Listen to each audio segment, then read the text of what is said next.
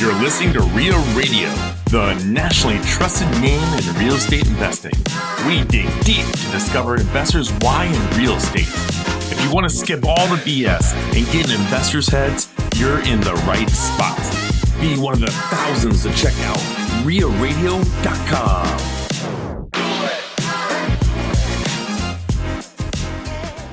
You need to take responsibility for yourself. You can't control interest rates. You can't control the government. You can't control the economy. So just figure out what you need to do to take responsibility for yourself, to find ways to do transactions, regardless of what the market is. I'm going to work hard and try to be successful no matter who's in charge and who's the Fed chair or whatever Congress is doing or whatever. I'll try to find ways to make deals work. So adapt. Just adapt. True mentors don't tell you what you want to hear. They tell you what you need to hear. Picking your mentors and paying attention to your relationships is critical in life, business, anything you do. Welcome to REIA Radio, episode 214 with Jerry Banks. Jerry, would you mind sharing your story about going to Vietnam? Sure. When I was 19 years old, my sister-in-law approached me about going to Saigon, Vietnam, on her family's behalf. She had been born and raised in Saigon and got out to go to college in the United States, met my brother in San Francisco. They got married. And so in the 1993, 94, she approached me about going to Saigon and signing papers that I was engaged to one of her sisters by the name of Karina. And Karina was 18 years old. And if I would do that, then the family felt that Karina would be able to get a passport to come back to the United States for us to get married. I didn't have to marry her. I just had to sign papers that we were going to be engaged. So my parents were absolutely against it. And the more they fought, the more I wanted to go. I was, I think, slightly over 18 or 19 years old. And so I took off and flew to California first and had to go into San Francisco to get a visa. And the gentleman at the visa office couldn't believe I was going to Vietnam alone. And why the hell would anybody want to go there? At 18 or 19 years old, no less. 19 years old. And what the hell are you doing? And told him, I was going over to become engaged. And he said, well, I'm going to tell you something, son. He said, whatever you do, make sure you get out of there in 7 days. This visa is only good for 7 days. That's it. And after 7 days, your country can't help you. I said, yeah, whatever. I've got a return plane ticket in 7 days. Sure, fine, whatever. And so flew from there to Saigon. And they picked me up at the airport. And that was the beginning of what was 7 days of hell, basically. And still have embedded in my mind photographs of things I wish I'd had never seen, of wounded children that never had any medical care, people with their faces blown off, dead people in the streets, people defecating along what we would call Broadway or Dodge. Wow. Just absolute bedlam. The second day I was there, we had to go to the U.S. Embassy to sign papers. And the Marines at the desk asked me to stick around, that the attaché wanted to talk to me. And said, okay, fine. So we waited forever. And finally, they called me into this office. And it was marble floors, beautiful, big office. And this little attaché sat behind a desk. And he kind of fingered through my file and asked me a few preliminary questions, like who I was, and was I ever in the military? Would I ever been out of the United States before? And I said, I've never been hardly out of Glenwood, Iowa, let alone outside the United States. I know. And he said, so it says here you're here to become engaged to this young lady. And I said, yeah. And he said, Mr. Banks, you're nothing but an effing liar. And started to just rip me apart and trying to get me to admit that it was all a ruse to get her out of the country. And I froze. I wanted to say yes, but you were scared. I was scared to death. Sure. Yeah. And I just froze and I never said a word. And finally he yelled at two Marines to throw me out of the office. And they basically carried me to an exit door. My feet never touched the ground. And as we were approaching the door, he said, wait a minute. And he yelled at me. He said, Banks, while you're in this country, if you need any help from your government, don't call us. And I'm going to see you in jail. There's going to be an FBI investigation and your ass is going to jail. And they threw me out. That was on the second day there. And No, this was the U.S. consulate you were at? Yeah. I was talking to one of the attachés in the U.S. Embassy. And if you see all the films today on YouTube or whatever of the fall of the embassy in Saigon, where the helicopters live, that was the building I was in. And it was all on the main floor. And so then for the next 6 days, we're having to go around Saigon. I'm signing papers. They're all in Vietnamese or Chinese. Everybody's speaking that. I have no idea what's going on. I'm just blindly signing everything they tell me to sign. And seeing all these horrific scenes of children and death and destruction of a country that was war-torn. And at this point, the U.S. military was primarily gone out of there. And so you don't see hardly any American soldiers or anything of any sort. And every night when I would go to at their home, they would lock me in a bedroom that had no windows or anything else. And in their townhome, so to speak, type of property, all the windows were covered with bars. The staircases were covered with bars. And I was like, why are you locking me in the bedroom? And why are all the bars? And they said, well, we know the Viet Cong are going to attack. We just want to try to slow them down when they do. Okay. And I'm like, holy crap, nobody told me about this. And so then on the next to the last day, there was a big meeting with the family and their attorney. And I don't know what they're saying. It's all in Chinese and whatever. And I'm told to wait in the lobby. And it's just a shack of a building. And after, I don't know, an hour or so, the attorney comes out and sees me. And he says, family decide, you stay. Paperwork not done. You stay. You stay. And I said, no. I'd love to help. I've, like you people, very nice. But sorry, I've got a plane ticket tomorrow and my visa is going to expire tomorrow. Even though I'd like to help, I'm out of here. And he said, no, family decide, you stay. We fix visa, black market, you stay. Black market. And seems legit. Yeah. And I said, no. And he said, family decide, you stay. And he got up and walked off. And I'm like beside myself. I'm flabbergasted. So we had come there in a couple of cars, and the oldest sister, my sister-in-law, had told me before I went over there, if you had any problems, see Carol. Carol speaks very good English, and she kind of runs the family. And see Carol if you have any problems. So on the way back to the home, I'm kind of finagled things around to where I could ride alone with Carol in the car. And I said, Carol, look, I've done everything I was asked of me. And our agreement was 7 days and I'm out of here. I've signed every paper, done everything. And I'm leaving tomorrow. If I have to walk to the damn airport on my own, I'm out of here. And she said, okay, Jerry, I understand. And tonight, don't say anything. Don't say any goodbyes to anybody. Family's not going to be very happy about this. She said, I'll make sure your bedroom door is unlocked, and I'll make sure the bars over the staircase are not latched. And she said, at sunrise, you meet me outside. And I said, okay. And I didn't sleep that night. But I snuck out at sunrise, and she was there, and she took me to the airport and got me on a plane to be able to come home. Okay, I have a lot of questions here, but I read this in the book, but it's so much different hearing it from you. Why did they want you to stay? I don't like. Well, their original plan was that I would sign all these papers. She would get a visa. And when I left, she and probably her little sister, Susie, who was 16, would be able to fly back with me, and they'd be out of the country. Okay, so they were trying to get the kids out. Right. Got it. Yep. Which I totally respect. And yet, so here's what happened. So I said, I've done everything I could do. I'm sorry. I'm out of here. Okay. Because I knew I wasn't going to get any help from the embassy. Yeah. Okay. And my visa was expiring, and I didn't have a lot of confidence in the black market. And being 18 or 19 years old, I was scared shitless. Yes. Okay. I was beyond scared. So, but the good news is this was in November 1974. The fall of Vietnam, which we've all seen the videos of, took place in April, I believe, of 95. Might have been April or May of 95. Okay. Mm-hmm. The two girls rushed down to the embassy and showed them all their paperwork. And thank goodness they put them on helicopters and took them out to naval destroyers, and they got out of the country as a result of all the paperwork we had done. Okay. And then the naval destroyers took them to a refugee camp in San Diego. And my sister-in-law, working through local congressman in Southwest Iowa, was able to get them out of the refugee camp and back to Iowa.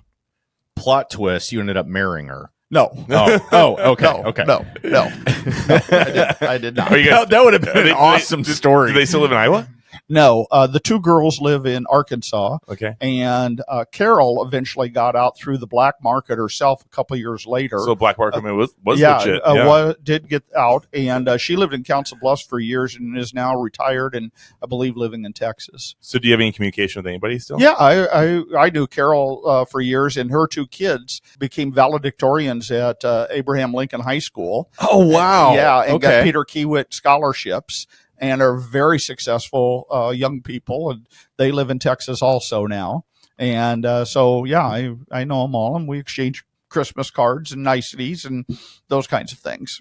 Man, that is a bold move for 18, 19-year-old. I wish I could say I was brave enough to say yes and knew what I was doing. I had no clue what I was doing. Okay.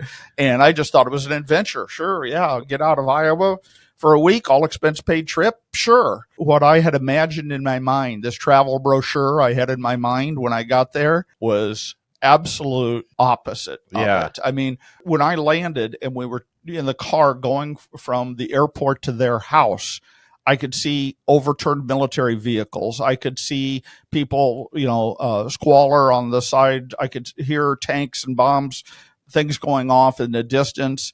And I'm thinking to myself, Jerry, this isn't Iowa anymore. No. And what the hell have you gotten yourself into? Yeah. I knew in the first hour that this was not anything like what I thought. And every night I would just keep saying to myself, 6 more days. Yeah. 5 more days. Man. 4 more days. You're like, this wasn't in the brochure. No. You're like, no. Hey, would you like to go to a war-torn country and pretend that you're going to marry somebody and get them? Being honest about it, I was also, for a long time, pretty pissed at my brother and sister-in-law for putting me in that position. Yeah. Yeah. And I mean, honestly, if I was there, I'd be like, am I bringing home a spy? After going through that never crossed my mind. My what was going on in my mind is, am I going to live? And am I going to get out of here? Okay. That's what was on my mind the entire time is like, okay, you've been in trouble back in Iowa before, but getting drunk and being caught by the police or something was nothing compared to this, or getting in a little trouble at high school was nothing compared to this. So I was scared spitless, shall we say. Yeah. Yeah. Oh, man. So, okay.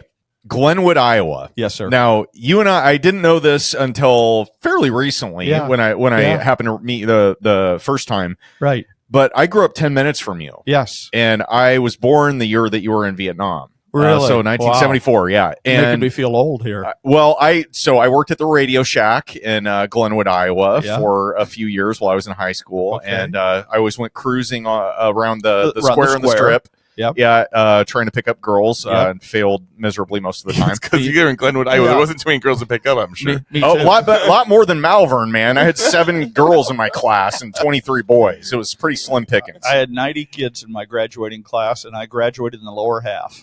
And let me tell you, that takes a lot of not giving a damn and a lot of beer to accomplish. But you graduated. I did. Barely. What's the saying? Barely. What do you call a physician that graduates with a C-?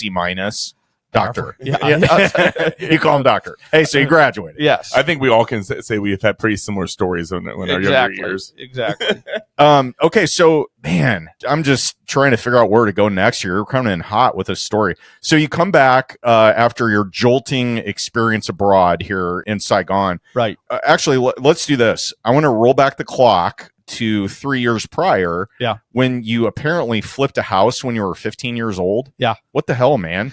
Well, I was very blessed to grow up around, my parents were in construction, development, selling houses, property management, all small town stuff, but I was around it all the time. And my dad popped in the office one day and he said, there's people down on Fairview Drive that want to sell their house and sell it immediately. And it's kind of torn up, but they want to buy it and somebody ought to buy it.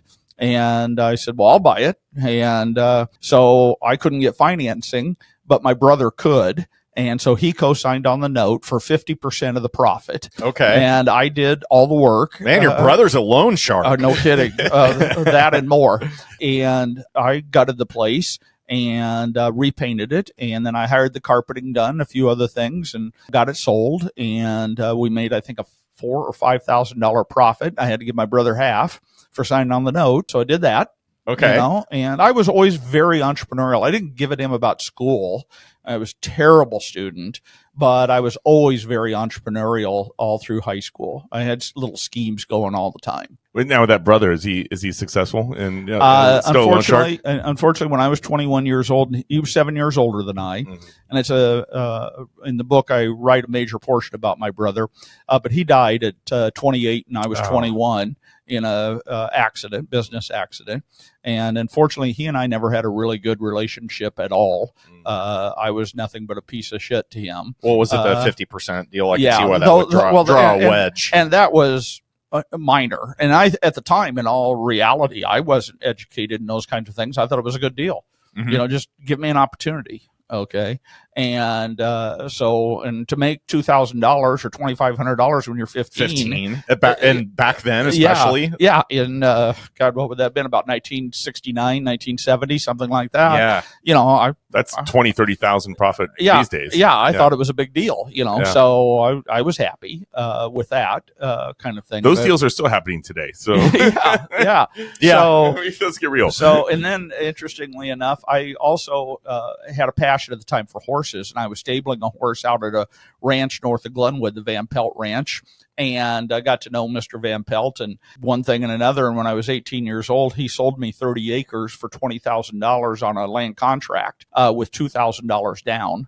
And a year later, I sold it to what would become my father-in-law for $30,000 cash. And so I made like $10,000 in like a year on that deal. Wow. So, I was, I think, pretty well drunk on real estate at that point. Yeah, you can't. This will work. Right. Now, was this before or after you started your own Century 21 branch? This is well before it. Okay. I got my real estate license when I was 18. Yeah. And went to work for mom and dad and was doing that. Became a sales manager. They had an office in Glenwood and an office in Shenandoah. And now, how big was the company at that time, Century 21? Century 21 was big national. Yeah. Okay. And dad bought a franchise, and I went through all their training classes in management and salesmanship and all those kinds of things. We had a small office with 2 salespeople in Glenwood and 2 salespeople in Shenandoah. Dad was building 40 to 50 houses a year, plus doing a little bit of land development. But the mainstay of the company was new construction, single family homes. And so I was exposed to that a lot. Matter of fact, when I was, I think, 13, I started doing all the draftsmanship for all the blueprints. That was another little side hustle of mine. Yeah. And I'd get paid $100 or $150 to draw the plans for my dad's construction and stuff. And that still serves me to this day. I love design and I love drafting and those kinds of things. Was woodshop the one class that you did really well in? I don't know that I did well because it was more like making birdhouses. Yeah. And that was fine carpentry. But no, I did enjoy it and did fine with it. So I remember taking shop class when I was in high school, and you had to, and drafting was a big part of it. And this was before I think AutoCAD was probably in existence, but we did not have it. I mean, I've never had it. Yeah.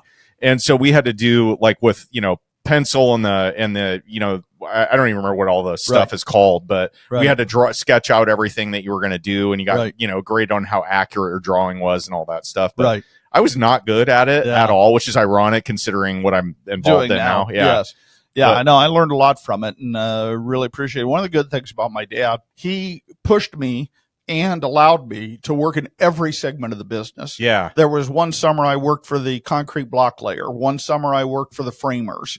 One summer I roofed houses. I worked in the office a lot. I typed contracts. I would show houses when he was busy and he was backed up if people wanted to go look at houses. And I'm 16 years old. He would have me go show the houses and sell them. Now, I never got a commission, but I was involved in every aspect of our business, from cleaning out houses to writing sales contracts. Yeah. And so when I did get my license, he made me sales manager over the 2 offices. I'd taken all the Century 21 trainings and so on. And so I helped a number of people get their real estate licenses, taught them through it. And later in my career, I actually taught courses in getting licensing and those kinds of things. At what age did you do your, anything in real estate with your dad's business? Like, what age did he start like bringing you in and working you into things like writing the contracts, helping out? Well, I literally, and I'm not exaggerated, started when I was 5 or 6 years old, sweeping out houses and raking yards. And it was a continuum from there on. Okay. So, and he would either push me or I'd push him, let me do this, let me do that kind of thing. And or he would say, no, I need you to learn to do this, like in the drafting, and that type of thing. So it was continuous from 5 or 6 years old from then on. And what age did you start doing that with your kids? Well, I've tried. I have 2 daughters, and they had different passions in life. Kelly, my oldest, is an elite level national scope gymnastics coach. And she started in gymnastics when she was 3 and is coaching elite level girls today. And she got a full ride scholarship in gymnastics into college at George Washington and so on. Lindsay, my youngest, is in real estate. And she would always ride with me to go look at different projects and stuff. And she'd get frustrated because at night I'd want to drive by an apartment complex and check the lights, or I'd want to do this or that. I got her into leasing apartments for a summer job when she was 16 years old. Okay. And so she started that, and then she did it all through college. And from there on out, so she's been involved in real estate. Well, I think it's always fun when we have somebody on that has a child that has decided to go the real estate path. Yeah, that actually listen to their parent. And I'll tell you something too, is you can't force it. Yeah. Either, right. either they have a desire for it or whatever. But if you try to force it and make it happen, that's not right. You just have to wait till somebody's light bulb comes on for it. You expose them and let them find their passion in life. I 100% agree with you. And I think I mentioned this to you before, but like my kids are 13 and 16, both girls. And I've introduced them to the world of it, and they just know that I'm around. And like I go to their sporting events and I go to whatever. And I'm waiting for the day when they start asking me questions. And because I've tried to be like, hey, let's go look at this. And I'd get the eye roll and like, exactly. And it like, ebbs and flows. okay. It ebbs and flows. Yes. Okay. So they could be very inquisitive for 3 months and then nothing. You're exactly right. And so it ebbs and flows, and just let them find their passion in life. Yep. And don't try to force feed it. Yep. And, expose them to it, but then let them find their own passion. What kind of relationship did you have with your father? Very close. Yep. Very, very close. So I'm filling in the blanks here, but I would imagine that being the motivated guy that you are, you probably approached him about doing a lot more in the business, and he was trying to like keep you busy and keep you exposed to different things and keep you challenged. Exactly. As I mentioned earlier, if I can take you through, I got my real estate license when I was 18, went to Vietnam when I was 19, got back from that, knew that I had to clean up my act, if you will, because prior to that, I was drinking and partying and having a good time and making some money, too much money maybe. Cheers. And when I got back from Vietnam, I knew I needed to clean up my act and get a little bit more serious about life. And I started daydreaming about what I wanted to be and what I wanted to do. And I could stay in the family business and stay in Glenwood. And I really warred with that back and forth. Then my brother passed away, and my brother owned his own business running a farm fuel delivery business. And upon his passing, I got elected or appointed to run in his business for a year. So I'm out driving this farm truck all the time, delivering fuels to farmers all over Southwest Iowa. A lot of time to think. A lot of time to dream. Okay. What do I want to do? And after about a year, they were able to sell the business, and I had to go back into the family business. But I had decided, and kind of through this process of all this time on the road, looked at it in 2 ways. One, if I went into the family business and I was successful, I would always have in the back of my mind and worrying about what others would think, well, he was handed the business. Yeah. Okay. Yep. And so you had it on his own. I'm gonna guess you had a little bit of a chip on your shoulder about that, right? And I thought, well, the reverse is if I go into the family business and it fails, then it was like, well, shit, he was handled the family business. So you had lose-lose proposition I felt I had a lose-lose situation. I felt I had to get out of Glenwood. I had to go do something different. And so I started looking around, but I didn't tell my dad any because I was afraid what he might think. And I got an opportunity to buy a Century 21 franchise in Council Bluffs, and I made the decision to go for it. And I was 24 years old. It had 4 agents, and it was November 1st of 1979. Okay. And Ronald Reagan had just been elected president. Yeah. Okay, but he hadn't been put in yet. Okay. Yep. And there was a recession going on from the Jimmy Carter days. Okay. And I remember going to my banker, who was a friend of my father's, and he was a banker in Council Bluffs by the name of Stan Dyson. And I said, Stan, and he was going to loan me $20,000 to buy this business, and I was putting in $10,000 cash of my own, 100% of my savings. So was it $30,000 to purchase it? It was $20,000 to purchase it, plus I needed $10,000 of operating capital. Oh, got it. Okay. Yep. Makes sense. And so Stan put a second mortgage on my house. My wife was 8 months pregnant with our first child. And I put in 100% of our savings. And I went to Stan and I said, Stan, I'm really worried. Reagan's been elected. I voted for him. I think he's awesome, but I'm worried about interest rates. Yeah. And where they're going because he's bringing in for good Volcker. reason. Yeah. And he said, Jerry, don't worry about it. Interest rates will be back down by spring. Well, he was right, but it was spring of 1986 where they finally dropped. Okay. And so shortly after me buying it, and it had 4 agents there existing, interest rates went to 21%. And this was during the S&L crisis, the savings and loan crisis, right? All of that. Yeah, savings loan crisis, all of that. And so had to, dig in and figure out what to do and how to do it and how to recruit the best agents. There's 5 keys to real estate brokerage business: recruiting, and recruiting. Okay. And somewhere it has to be retention, like maybe 4 recruitings, 1 retention. Maybe. Yes. But if they do well, you'll be able to retain them. And there's a theory. I'm not saying I subscribe to it, but there's a theory that you should always be letting go the bottom 20%. Yeah. Okay. But I was very fortunate in that we wanted to do things right. Council Bluffs was the wild, wild west of real estate in those days. And I had a vision. We had a national franchise. I wanted to have professionals, full-time agents, no part-time, whatever. You had to dress right, and ethics was important and everything. And as other companies closed up due to the interest rates, I was able to recruit the best of the best. So I started with 4 agents. When I sold the company in 87, I had 36 full-time agents. We'd become the #1 market share in Southwest Iowa. We won numerous awards from Century 21 on our volume and got to work with some amazing people, real estate agents. And I was the young kid. I mean, I was 24 and all my agents were older than me. I grew a beard so I could look older at the time.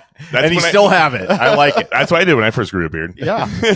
I was like, if I grow a beard, I'm going to get better sales because people take me more serious. Exactly. And see, I've always looked older than I actually am, so I kind of had to go, oh, shut up. Right. Now, your dad, so his name was Lloyd, right? Lloyd Banks. Lloyd Banks. And now he was a fairly prolific developer builder in Southwest Iowa when you when you were young, right? Right. Like how many houses a year was he building? Well, at the peak, probably 50. Yeah. Around that's Glenwood, Shenandoah, Red Oak, those types of things, a few in Council Bluffs. And I would say on average over his entire career, maybe 25 to 30. There were up times and down times. And just to give the listeners an idea here, we're talking about a town that is roughly about 6,000 people. 5,000, I think, is correct. Yeah. And this is really significant. I mean, you have to imagine what we're talking about here in scale. Dad started in 1961. And I write about it in my book, which we'll talk about later, I'm sure. But he was just an entrepreneur. And I think in the Glenwood area, he ended up building over 2,000 homes. Yeah. Glenwood, Red Oak, Shenandoah, that type of thing, rural areas, Mineola, other areas, but around 2,000 homes. Develops a couple of subdivisions. In 1970, they should have a sign for him there. I knew his name before you mentioned Jerry. Yeah. And because of where I grew up and all that, he has a legacy. Yes. Which is really cool. Yeah. And what's amazing about Dad, and I'll hopefully don't get too emotional here, but he died in 2022 at the age of 101. Whoa. And A full life. he was working in real estate, like consulting other home builders and helping them find deals until he was about 97 years old and didn't want to quit then. Holy crap. Yeah, he loved real estate, loved business. And He's for like the he's like longest- Warren Buffett. yeah, as I said, he started in 1961, but he also worked on the Burlington Railroad. And he did both. I was 6 years old when he started doing real estate home building, but he also worked on the railroad for the Burlington route. And he didn't quit that job until I was in high school. So he did both that entire time. Man. Wouldn't it have been so cool to do an interview with him when we first started? Yeah, oh, absolutely. yeah. Like the Oh my God. stories he's got to have. And Like, I got to tell you one quick thing, because it embodies my dad. When he turned 100, the Glenwood paper came up and did an interview with him. And they said, Lloyd, what do you attribute living to such an old age to? And he looked at him and he said, live with love in your heart. yeah. Don't carry a grudge. Don't be angry. Don't be mad. Just live every day with love in your heart. And that so embodies my dad's attitude his entire life. He couldn't carry a grudge. If somebody got mad at him or cheated him on a deal or whatever else, the next day he was happy and he'd shake their hand and tell them hello and all those kinds of things. So Yeah. he just embodied that. So he had a short memory with stuff that went wrong. Yeah. Exactly. Yeah. Very much so. Yeah. Very, very. And a very cool. workaholic. Yeah. My wife could use that advice. I think a lot of wives could use that advice, Ted. Yeah. Yeah. That's all right. So you bought with your life savings a real estate brokerage firm, Yes, sir. recruited away the top agents from various other brokerages Yes. that went under during a really difficult operating time Yes.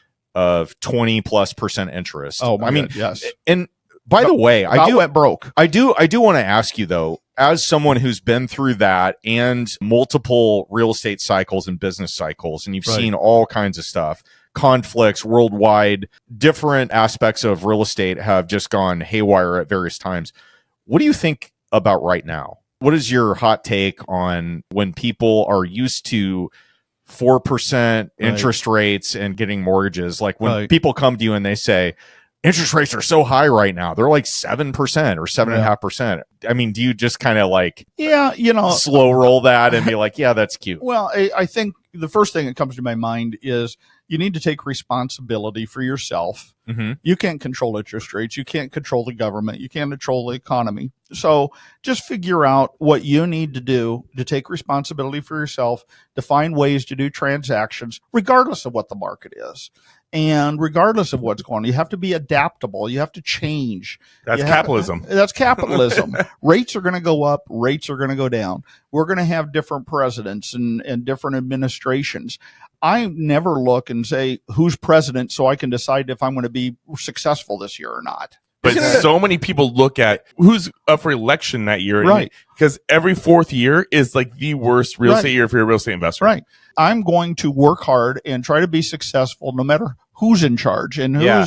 the Fed chair or whatever Congress is doing or whatever is I'm going to go out and try to make hay regardless of it. Just tell me what the rules are. Tell me what the rates are, and I'll try to find ways to make deals work. So adapt. Just adapt. Jerry, I went to my daughter's track meet last week in Denison, Iowa. And lo and behold, they actually have an existing Bredo pizza. Oh, talk about the best pizza. I miss that place. Yeah, it was good stuff. Oh, man. So Glenwood, Iowa, where you grew up, and Yep. I was 10 minutes away, they had a Bredo pizza, and it was kind of a Southwest Iowa, but I don't know how far that reach was there. How many franchises were there of those? Do you have any idea? I think they got somewhere up in the area of 110, 120. I don't know where they're at today. I don't think it's anywhere near that. Okay. But it started, their very first store was in Corning, Iowa. Okay, Oh. I did not know that. I So didn't. that was store one, which was I went to store one. college 10 miles from there in Creston, Iowa. Right. And Yeah. so this is so funny to me. We're just like all coming full circle here. So why is Bredo pizza a topic that we're about to cover? Well, I opened their fourth franchise ever in Council Bluffs while I was owning the Century 21. My dad got on my back that he wanted to look at this bread dough. He knew the guy that had started it, and we should look at this. And once my dad got on a subject, you might as well give in, because he's not going to get off your back. Pack a lunch. He's doing a filibuster until you cave. And so finally one day I said, all right, Dad, on Saturday we'll go to Corning, Iowa and visit this bread dough pizza, meet the guy that you know that started it, and one thing and another. And I opened their 4th store ever in Council Bluffs. And it was crazy. It made money hand over fist. Really? Oh my God. I mean, if I could do this over again, it was it'd be good amazing. product. It was great product, and it was buy one, get one free, and it was takeout only to start with. And I opened the first store for $28,500. What? And in my first year, I netted $125. So if one store is good, two's better. Sure. Okay. So I opened a second store.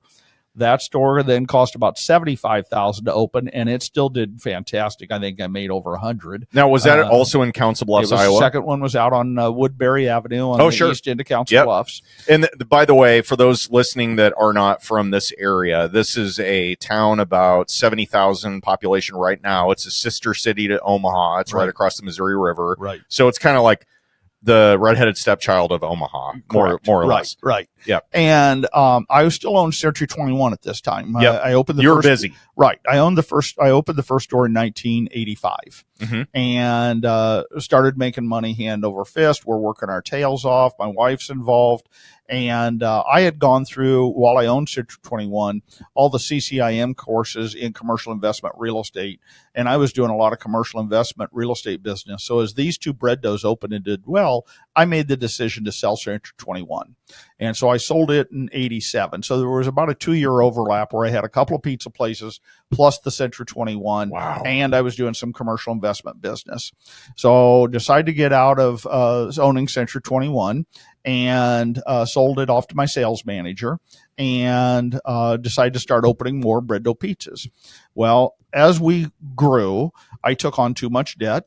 I opened too many too fast. The franchisor had numerous problems. 5 years later, I find myself with 13 stores around Omaha, Council Bluffs, some other small towns, Glenwood, Missouri Valley, all their small towns surrounding the Omaha Metroplex. And now the business is not doing well. And I wake up middle of the night one night, and I've taken a true assessment of what's going on. I said, I got 13 stores. I got 125 employees, and 100 of them are under the age of 18. My family, everybody is working, ungodly hours. I'm $650,000 in debt. I've got $150,000 in accounts payable past due, and we're losing money. What's wrong with this picture? Yeah. Okay. And so I made appointments the next day to see my accountants and my attorneys, and they all told me to file bankruptcy. And I said, no, I can't do that.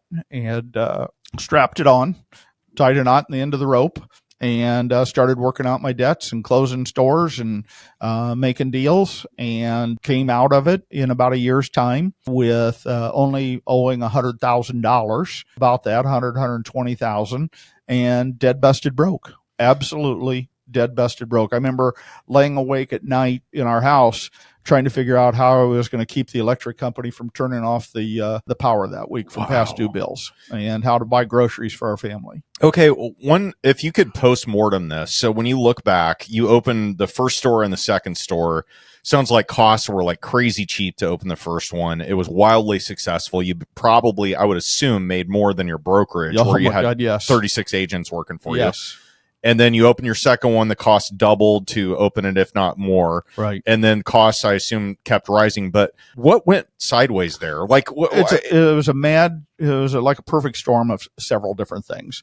One, the franchisor went through some major problems. They decided who we bought our products from. Okay. We had no say-so in it. Okay. So they forced you to go with a certain vendor. Right. And despite the quality or the price or whatever. And I don't know if you realize this, but you don't put bad cheese on pizza and expect to sell much of it. Right. Okay. And they were making us use a cheese vendor that the cheese was horrible. Okay. Okay. That was one thing.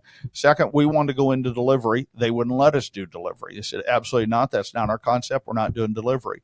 At the same time, Pizza Hut came out with their very small delivery only units. And they had a billfold behind them for marketing and sales and everything else that we couldn't compete with. And so they're undercutting the market and delivering for free.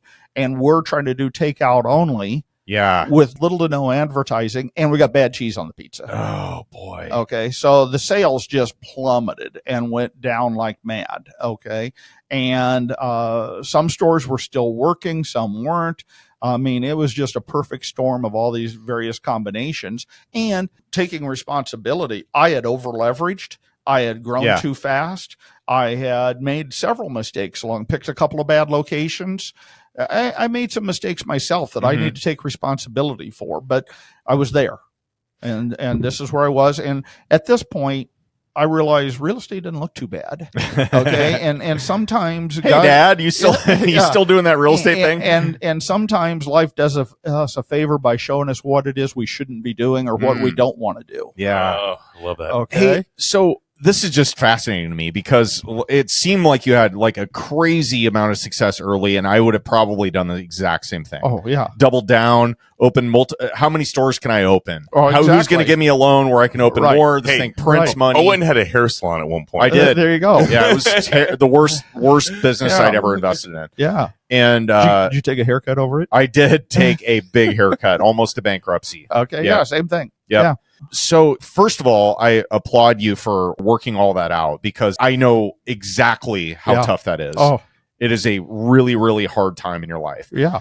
And you can use that as a launch pad if you hit bedrock, right? Yeah. If you hit rock bottom, right? And you can a lot of times use that if you. Well, and I did. My ego was blown. I didn't want to leave the house. There was a lot of negative ramifications for that I went through. Yeah, you had employees. Right. You had you had a lot people of stuff. Who had counted on me. Sure. People who had believed in me. Yep. And so on. 2 years earlier, I'd been chairman of the Council Bluffs Chamber of Commerce. Oh my God! So you were embarrassed. Oh, my God. Yes. I didn't want to show my face around town. Yeah, man. That would be really, really hard. Yeah. And you're still here. Still here. Still kicking. So how did you rally? What was next for you? A few things. One, I remember reading some motivational books that I had read when I was young, when I was like 21, 22 years old that had inspired me. I reread them all again. See You at the Top by Zig Ziglar, The Greatest Salesman in the World by Og Mandino. I've read that book. That Og Mandino, yeah. Yes, Norman Vincent Peale's book, those kinds of things. And I decided to draw a line in the sand and say, this event that has just occurred to me is not going to define me. Mm-hmm. I will not allow it to define me. I'm not done. Okay. Yeah. I've got to pick myself up. The other thing that really inspired me was my daughters. Mm-hmm. They were very young, but I needed to show them how to survive, how to move forward. Mm-hmm. How to hit rock bottom, how to pick yourself back up and be a role model. Right. Be the dad that you know you are. Exactly. Yeah. And so that inspired me. So just started tying a knot at the end of the rope and going back after it. And I ran into a guy in a grocery store one day and he said, God, Jerry, what are you doing? He said, I heard you sold something, got rid of your bread doughs. Are you getting back in real estate? And I said, yeah, matter of fact, I'd like to if I can. He said, come see me Monday. And I went to his office and he had formed a partnership with another gentleman, and they were buying foreclosed Section 8 housing projects from the federal government out of auction around the country. And he needed somebody to help him do due diligence and asset management of them. And he offered me a job at a pittance pay and a promise of maybe getting a partnership someday and a promise of maybe getting a bonus someday. And so I started into that, and they were buying these slums of the slums, Section 8 apartment complexes out of foreclosure that have been operated by the federal government, by HUD, around the country. Houston, Wichita Falls, Tulsa, Dallas, those kinds of places. And I started doing work on them, and they were horrible, absolutely horrible.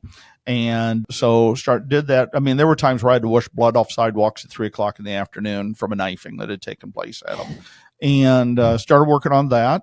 They were bringing investors from the outside, and one of the investors that they tried to get money from as an investment was the Lozier family, Alan Lozier. Mm-hmm. And Mr. Lozier later basically told him no. But during that process of them trying to convince him to invest, they had set up a meeting for me to meet with his chief financial officer, a lady by the name of Sherry Andrews. And because I was doing all the investment analysis on the properties, and Sherry and I just clicked. Our personalities just clicked. But the Loziers did not invest. At the end of about 18 months, 2 years, I ended up leaving that company for various reasons. And I called Sherry up and I said, Sherry, I don't know if you remember me or not, but I've left this company and going out on my own. And I'd like to see if you guys have any interest in investing with me to try to buy some market rate apartments out of foreclosure that I'm aware of down in Texas. And she said, come see me. And so I went over to see her, and before I could even start into my investment thesis of this deal I had, she said, Jerry, we're not going to invest. We're not going to put any money in it. We don't like being partners with people. She said, but I'm going to tell you what. She said, we're thinking about starting our own investment portfolio, and we're looking to hire somebody. Would you be interested in applying for the job?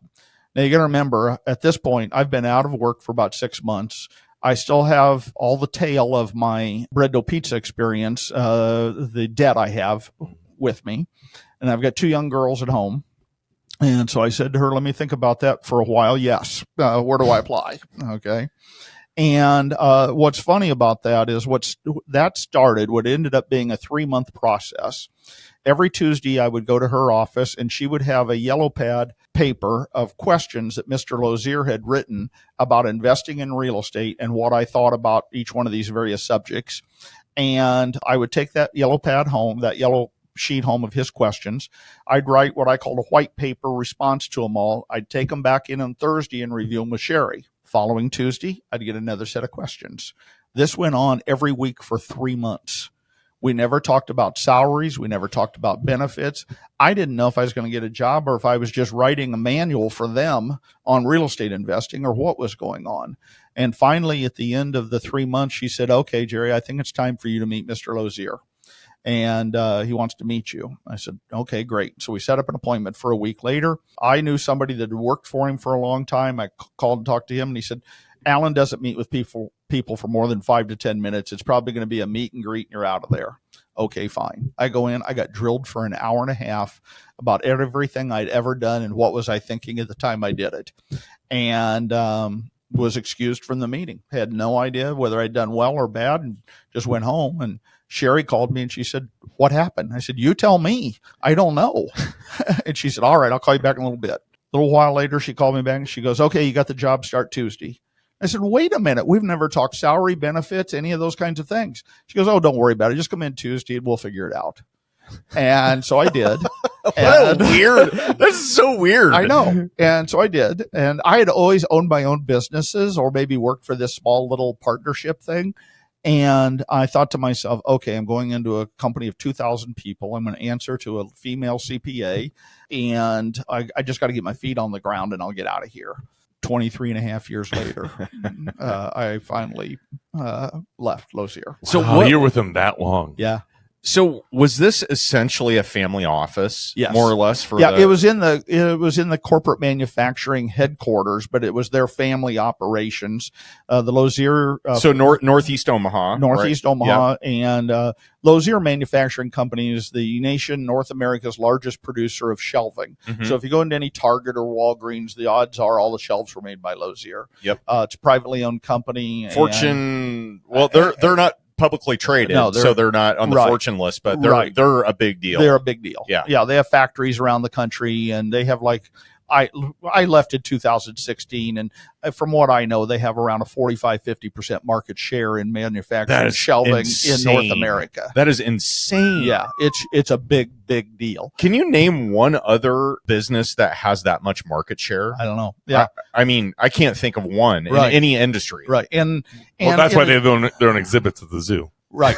Well, and then in addition to that, Mr. Lozier is always a very savvy investor. So he owns majority share in a major bank in Iowa, Nebraska, and Minnesota, and heavy stock and bond investor. And so he had a lot of wealth aside from the manufacturing, and he wanted to go into real estate, but he didn't want to be a partner. He wanted to own the company, own the investments himself. And so when I went to work for them, I said, okay, what's the goal here? And they said, well, we're thinking we would invest about $12 million a year for 3 years, and then we'll reassess. So I'm thinking, oh my God, $36 million? That's crazy. I mean, I've never worked for anything this big in my life. Okay. We did about 50 million in the first 18 months. And my very first deal was the largest deal I ever did in my life to that point, with it, and some crazy stories on acquisitions. So we bought apartment complexes, office buildings, warehouse, shopping centers. We developed condos. We did subdivisions, all sorts of things all over the United States. Were you kind of like their chief real estate investment advisor? Yes. When I started, it was just me and that's it. And then we added one person when I left. It was about 10. We started the company just as it didn't have a brochure. It didn't have a website. I just had a business card that said Lozier Investments. But we later transitioned the company to be called New Street Properties. Okay. And New Street's a functioning separate company owned by the Loziers today. And they work all over North America and have a very large staff. And I think they have in excess of $1 billion in assets with it. So, and how much of that were you responsible for? Well, it always ebbs and flows. You buy and you sell and whatever. Yeah. But I did for the Loziers about $1.5 billion worth of real estate transactions while I was commissioned there. on all of those, right? No. I was very blessed. In the year 2000, I became a partner in the portfolio. And a very small piece, but that ended up being significant. And so when I left in 2016, they bought me out. It was a friendly departure. I like to say I walked out the front door. I didn't get thrown out the back door. And we're friends to this day, and very proud of what we accomplished and what we did, and some great stories out of it. And they're wonderful, wonderful family. Okay, Jerry, so you left the Lozier Chief Investment Officer role. I'm just making up this title. We call it the Portfolio Director. There we go. Okay, Portfolio Director role in 2016. Fill in the blanks for us here. So it's 2025 now. Right. Of the last 9 years, what's happened in your life? Oh, just a few things. Yeah. I imagine. This is a wild ride here. Yeah. So I left with the idea that I was going to do some consulting, maybe run a small investment portfolio. When I got bought out, the way we did it, rather than them writing me a check, they let me take a few properties within our portfolio that were here in Omaha with me. So I walked out with a few investment properties. Okay. Some apartments down in Blackstone and Dundee, and a little strip center, and so they didn't give you the dogs, is what you're saying. No, we negotiated, picked, and chose what we took. Okay, and it was all very fair, and they approved it all, and all very friendly. Mm-hmm. And so my plan was to run my investment portfolio, spend more time with my family, grandkids. Free and clear. No. Oh. Some of them had debt, and I had to assume the loans. Okay. But I had good equity in them. Of course. And they were very cash flow strong. And I wasn't trying to dig too deep in that, but but yeah. And so left with that portfolio of properties. I think there were 7 or 8 properties in the portfolio. Okay. And then was going to do some consulting work or whatever. I picked up a gig doing consulting for UNMC, doing all of their acquisitions west of Saddle Creek for the new Catalyst building and all of those properties they picked up west of Saddle Creek. I did all the acquisition work on those. So you had to reach out as the developer, more or less, and contact the owners of the parcels. Right. And try to assemble it so that they could have a site that was big enough for what they needed. Right. Exactly. That's not as... No. I know. It was a 4-year gig. Yeah. And met some fabulous people, helped bring in the developer that developed Catalyst, Cobles out of Denver, brought them in. And I did some other acquisitions for UNMC outside of that assignment because they wanted me to stay busy and liked what I was doing. So I did a few other things for them that worked out. I also did a consulting assignment for East Campus Realty, which is the division of Mutual of Omaha, on assessing all their apartments down at that Midtown Crossing and analyzing what they were doing there and helping them sell those a little bit. So that was a small gig, and that worked out very well. You say small, but it's not necessarily it was about a 1-year assignment. Yeah. Okay. And it was large properties and large investment. Large property, but I mean that's a dream job for most people just to have that opportunity. Yes. It's good resume fodder, as they say. Of course. Okay. But then I also started doing I couldn't help myself. I started doing some real estate investing, and I bought a little strip center and had a couple partners, and we flipped it in about 3 years and made a killing. And I bought a apartment complex out by Village Point West Omaha called Briar Hills, 72 units. And that's an interesting thing because I bought it from the Lozier family, New Street Properties, and improved it, fixed it up, did a few things, had about 13 partners in it, and sold it in about 4 years. And I like to say that's the only property I've bought twice and sold once. So I bought it for Lozier. Yeah. I bought it from Lozier, and then I sold it. Okay. And so, ended up being a screaming deal. My investors and I got in excess of an 18% IRR on it. It's a nice complex. I know exactly where that is. Yeah. So it worked out well. And I've bought and sold other things, and had a few partners here and there. And today have a portfolio of about 40 properties in Iowa, Nebraska, Missouri, Alabama, and then I guess I could count a second home in Arizona. So very blessed, very fortunate. Jerry, man, I just want to see your resume. You talked about the resume. I have a feeling you don't have one. I know you got the book, but I like to see your actual written resume, and I have a feeling that it doesn't exist. But I know that you have some amazing failures in your life that equated to some great things. And we have a section that we call Failing Forward. And this is something that's happened in your life, could be business or professional, where it was a failure, but there was a learning lesson that came out of it. Do you have an example of that? Sure. Mid-'80s, I had owned Century 21 Banks Realty in Council Bluffs, and the company was growing. Our sales were growing, but it was still losing money. It was cash flow negative. I know that life. And I had, and I had started in 79, and I had borrowed $20,000 from a banker by the name of Stan Dyson, First National Bank of Council Bluffs. And it was mid-'80s. I'm working my tail off 80 hours a week. I'm still cash flow negative. My note's now at like $65,000, which to me was a huge amount of money at the time. I see no way out of this, and I've got probably $10,000, $15,000 in accounts payable on past due on my desk. And frustrated one day, I went in to see Stan, and I didn't know what I was going to say, but I knew I was at my wit's end. I pulled the keys out of my to the offices out of my pocket. I threw them on his desk, and I said, "Stan, I quit. I'm done. I'm $65,000 in debt when I started with 20. It's been 4 or 5 years. I'm losing money. I still have past due bills. Here's the keys. I quit." Stan was a really small framed person, but with a big voice. He stood up from behind his desk. He picked up the keys and he said, "Banks, you little SOB." And he threw the keys at my chest like a ace pitcher right in the chest. He said, "Don't you dare come in here and tell me you quit. I don't want to hear your whining about how much money you're lost or how hard you're working or anything else." He said, "I don't make loans to losers and I don't make loans to quitters. And you're no loser and you're not quitting." And he said, "I have loans out to kids coming out of college, and all they've got to show for it's a piece of paper." He said, "You've got a business. You're doing well. You're growing your company." He said, "Quit your whining. Quit feeling sorry for yourself. Get your ass out there and go to work." And he said, "Now, how much money you need?" And I said, "Well, 15,000. He goes, "Look up, raise your chin up, and tell me what you need." I said, $15,000. And he yelled out at his assistant. He said, "Get Jerry a check for $20,000 and put it on his note." And he handed me this, and he, again, just was madder than hell, his face red and just yelling and screaming at me, "Quit feeling sorry for yourself. Get your ass out there and go back to work." A week later, he called me and asked me how I was doing, how my family was, how my daughters were. He didn't ask about my cash flow. He didn't ask about my bills. He just wanted to know about me as a person. Never forgot that. That's impactful. 2 years later, I had all my loans paid in full.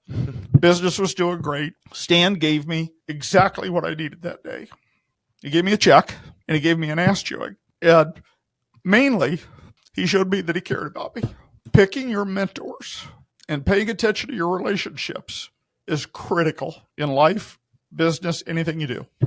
I'm trying not to get choked up after that. Stan the man. Yeah. That is... God, man, that's good. True mentors don't tell you what you want to hear. They tell you what you need to hear. True. That day, Stan told me what I needed to hear, not what I wanted to hear. What did you change?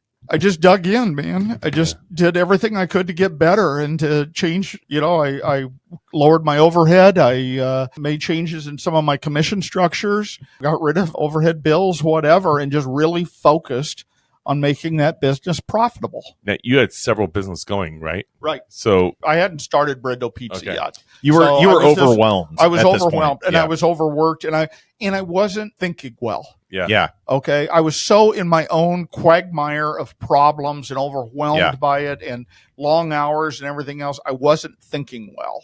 Okay. Yeah. You were working in your business, not on it. Right. Jerry, I feel like I've been there in the last year, man. Yeah. Like I was a half owner and broker of a real estate company. Yeah. And I had several businesses going, but none of them feel like we're really like truly succeeding. And then the real estate company, I think I had 19 agents at the time. Yeah.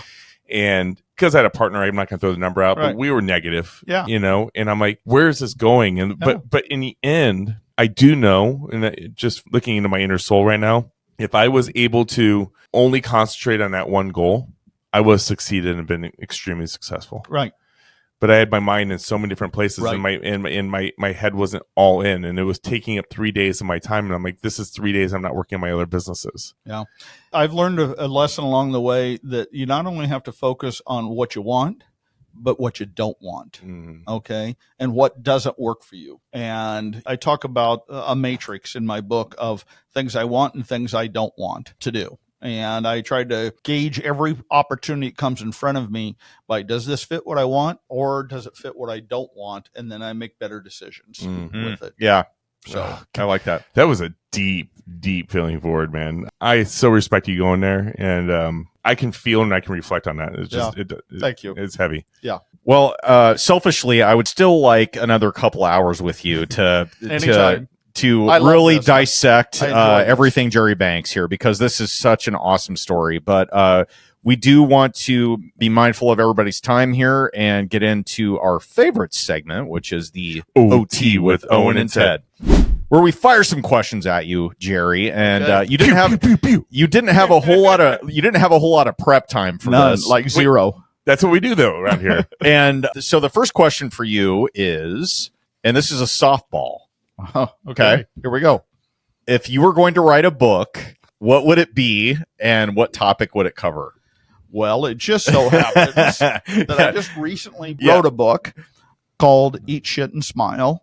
With an asterisk. Right. By the way, anybody searching for this on Amazon, which I found out today, you have to include the asterisk or just search for Jerry Banks book by Jerry Banks or something like that. But it's Eat Shit and Smile, Surviving and Thriving on the Roller Coaster of Life.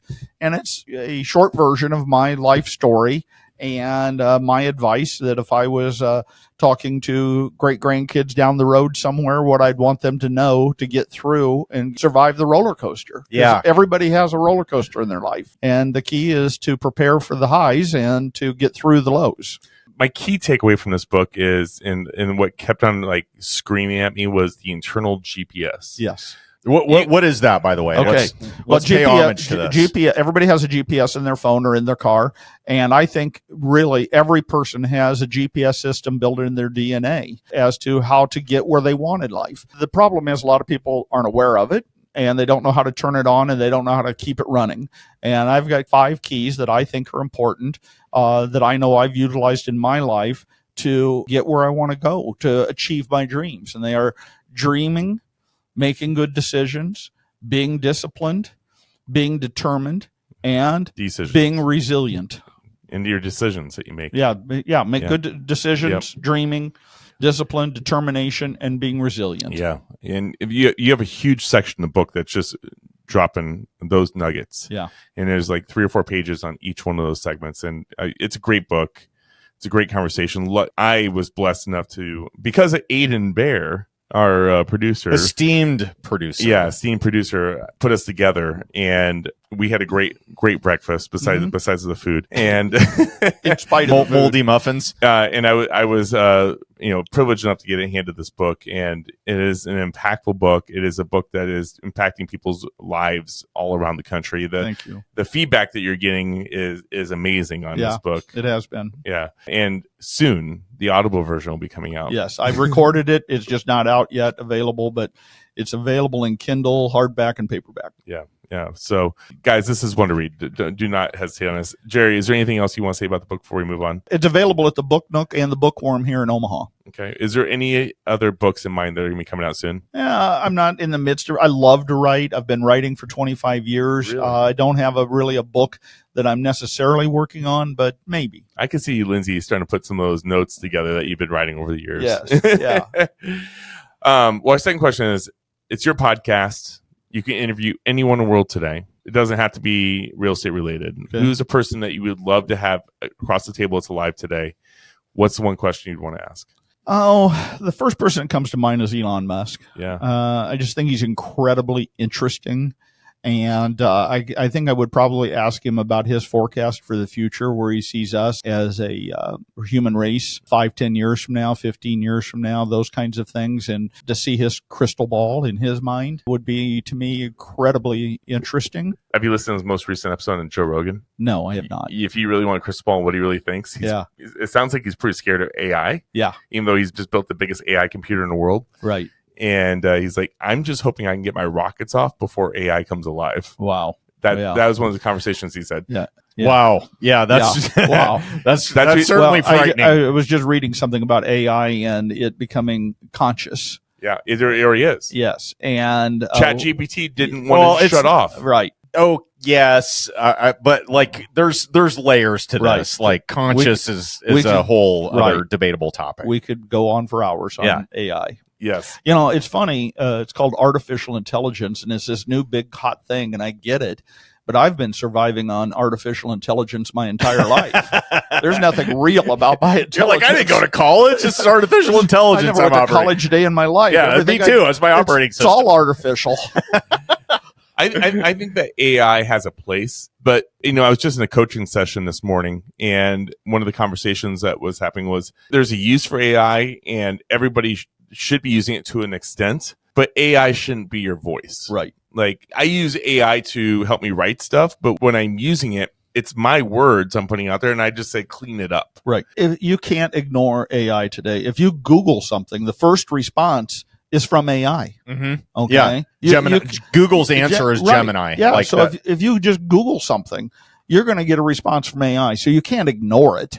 Okay. Now the thing is, how do you live with it, and how do you make it fit you? But you also shouldn't trust. I mean, the difference is when you Google something, you got 20 20 options to look at. Right. AI is giving you one response. Right. And there's so many people that are taking that one response as fact. Well, I like to look through all the responses and find the one that I like the best that fits the answer that I wanted. Exactly. Not the one and then I go with that. Yeah. So. All right. Sad times in Glenwood, Iowa. It's the end of the road for Jerry Banks. Who's going to deliver your eulogy? And what do you think they're going to say about you? Probably in front of the sign they put up with your face on it. Yeah, I don't think so. Number one, I don't know that I want anybody to deliver a eulogy. It's time to go. It's time to go. Okay. And I don't know that I want any ceremonies or funerals or anything else and any unnecessary eulogies. And what was the second part of that question? Well, what do you think they would say about you? But I'm gonna give this a twist. Well, can I answer what I hope? Yeah, please. I hope they say about me. Sure. He was a good dad. Yeah. Well, I feel like you are. Anything more is a bonus. Corey Kutchell, we're good friends with him, and we went to his dad's funeral. And I've mentioned this a couple times, but that funeral had probably one of the biggest impacts on me. Mm-hmm. He had his brother and all of his best friends go up there, so it was like Willie Thies and a bunch of people, right. But those guys came up and they just told good stories. Right. And they were playing Kid Rock on the videos screens. And it was really positive. It was good times. Yeah. And the eulogy was just about like all the good moments in their lives. And good stories. And then it ended with a party. Yeah. That's great. And I'm like, that's fantastic. I'm like, man, I mean, I'll be honest with you, that changed my whole outlook. Yeah. And I was like, that's the best way to go. Yeah, absolutely. I mean, honestly, once you're gone, you're gone. And within a month, people are starting to move past. Right. It is what it is, right? Yeah. But create that moment that is like memorable and that might change people and how they think of the future. Everybody has different beliefs, and I don't want to get into any religious stuff or anything, but to me, our lives and our afterlife is based on what type of energy that you brought to the table. Was it positive energy or negative energy? Man, I'm going to have a great afterlife. All right. I'm going to ask you, this is a one-off, but Okay, so if you were going, I'm not saying you are, but if you were going to be cremated and your ashes were going to be spread around, what destination would you have the ash bearer go to? Southwest Iowa. Oh, yeah? So Glenwood, That area. where it all happened. That general area. Yeah. Okay. Maybe a pond or two that I fished in or that I messed around with or whatever, Yeah. or the pastures and the fields of that area. Glenwood's a beautiful area and I love it, and great memories of it, and maybe a thimble of it given to each one of my grandkids or something along that line. But, I hope I'm create enough memories with my grandkids and kids that's good enough. Yeah. That's awesome. I hope Lindsay and Kelly listen to us and get some ideas I hope down so. there too. So love that. Okay, so I know that you've had some great stories. I know you've had some great mentors in your life. Yes. If you look at your whole life in whole, and I think I know this answer, but who was the mentor that had the biggest impact in your life? And if you could say something to him right now, what would you say? Well, thank you, first of all. And telling them that I know I wouldn't be who I am or where I am without them, but lead off with my dad, Alan Lozier, Sherry Andrews, an agent that worked for me at Century 21 by the name of Bud Mahan, was very impactful to me. Sal Carta at Lerner Company, number of people. My daughters. I mean, they inspired me, lectured me, criticized me, pushed me, loved me, all of them. So a number of them. I think you're the first person that's ever given a shout out to their kids Really? in 214 episodes. Yeah. Yeah. They inspire me. That is awesome. That actually just hit me really hard. Like, I was like, They inspire me every day. yeah. No, that's God, man. You're making it so hard to keep my shit together here. All right. Okay. So on a lighter note, what's the best way to reach you, Jerry? You've got a website out there. It's called jerrygbanks.com. And what do we find on there? Bunch of BS about the book and those guys. We love those guys, BS. A lot of hype, nonsense. But my email address is jerry@jerrybanksgrp.com. Okay. Which is an acronym for group, Jerry Banks Group. So it's jerry@jerrybanksgrp.com. Okay, Jerry, what's cooking in the life of Jerry Banks today? Are you still looking for deals? Are you operating what you got? Like what are you into? I had a couple closings in the last few weeks. I sold Pacific Village, which everybody would know is the home of the Interlude Lounge. Oh, I love the Interlude. The Lude. The West Side area there. Yeah, I love the Lude. I sold that and did a 1031 into a kinder care facility in Lenexa, Kansas. Oh, cool. In Lenexa, Kansas. That worked out as a very good deal. No breado pizza and no. And we're always keeping our eyes open for single tenant net lease properties and maybe a little multifamily here and there in the Dundee or Blackstone area. But my daughter's coming into the business, Lindsay, and she works 50% of her time for Lockwood Development and 50% for me now. Do you guys fight over hours?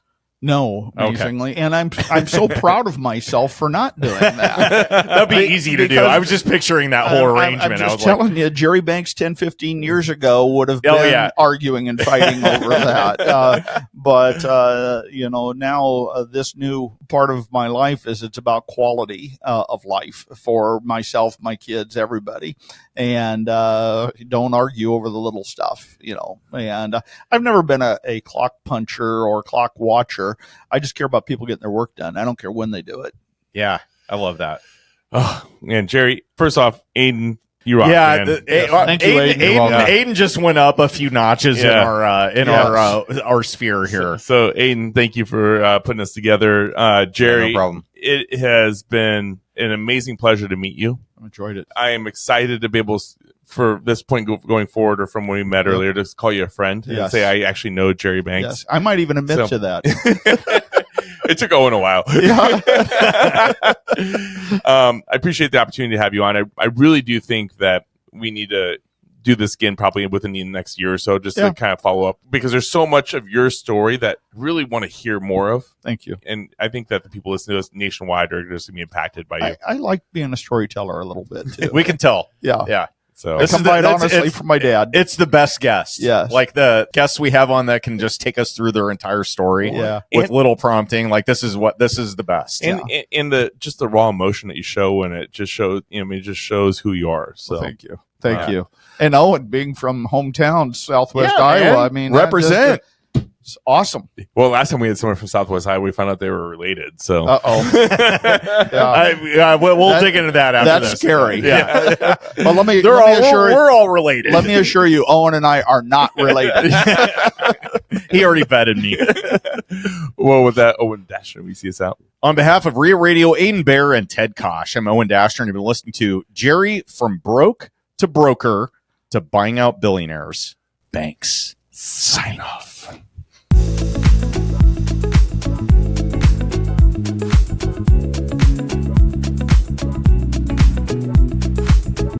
Okay, so let's do a podcast on restaurant reviews. Yes, I would love to. Would that Yeah. be fun? Mhm. 'Cause I'm a foodie. I love trying new places and going everywhere. So. We have a section that we amazingly call the. That was terrible. Yeah, That was absolutely- amazingly called. That was, I don't know. I'm sorry. This is why you talk more than I do.